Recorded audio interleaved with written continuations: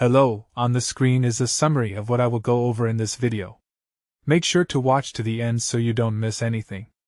If you're looking to permanently delete your Lemon account, I'm going to walk you through the exact steps to do it safely.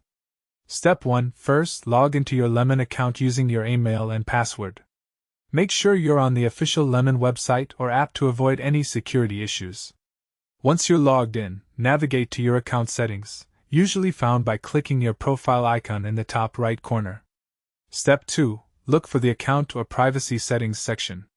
You'll typically see options like Edit Profile, Security Settings, and at the bottom you should find Delete Account or Close Account. Take your time here because this is permanent. Step 3. Before you proceed with deletion, download or save any important information you might need later, like transaction history, receipts, or personal documents.